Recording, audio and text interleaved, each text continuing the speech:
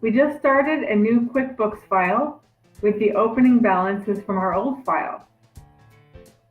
The average cost of our product isn't being calculated correctly. How can we fix this?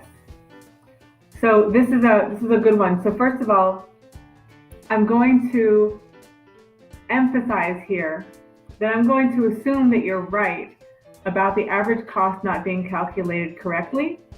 And if anybody wants to know, by the way, what average cost is, feel free to type that in and I'll let you know.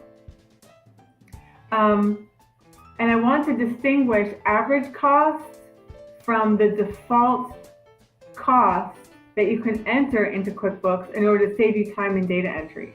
So if you sell windows, I mean the hard glass windows, you can enter in a default purchase price when you purchase those windows and then resell them. And if this type of window always goes for $10 a pop, you can enter $10 at a default price to save you time in data entry. That is different from the average cost. So my answer to you may seem unconventional, but I'll lay it out because a lot of people think that it can't be done. They're wrong. If your average cost is wrong, the way to fix it is to enter a purchase for that item for an average for a cost that will move the average to where you need it to be. But that's not the end of this. That's not the end of this. You can enter a purchase, or better yet, use the inventory adjustment screen. Adjust the inventory, do a quantity adjustment and a value adjustment such that the value divided by the quantity after you save this transaction comes out to be your correct average cost. Now, if you do this, you're going to change the financials. So in order to get around that, step 2 of 2 is to make a journal entry reversing the financial statement effect of your adjustment, and now you're done.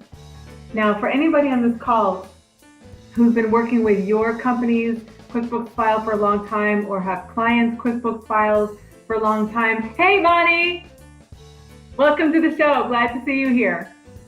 And you might say, why would you have a journal entry going through the inventory asset account? Everybody knows that a journal entry in the inventory asset account is going to throw things off. Well, yeah, you're right. But consider this. If we're going with the assumption that average cost is wrong in the first place, hey Nicole, then there was a bad entry in the past. Chances are you're not going to find and fix the bad entry in the past. And option 2, chances are that funky thing in the past there could be a journal entry in the past, and this is almost reversing that effect. So any of these things could be putting your inventory account into the incorrect situation in the first place. And the fix that I just gave you is a little known fix. Even I mean, a lot of people don't know about this fix, but now you do. And if you just joined and you're going, oh man, a lot of people don't know about this fix, that's okay. You can watch the recording. It's going to get posted to our YouTube channel. And if you're on Facebook watching this live, I don't know if you can rewind while it's still live, but even after it's done, you can replay and see the beginning of this fix. But that is how you actually adjust average cost of an inventory product in a QuickBooks file. So thank you, question asker, for asking. Oh, and if anybody wants to know, yeah, it works equally as well in QuickBooks Desktop and QuickBooks Online, assuming that you're tracking inventory transaction by transaction in that platform.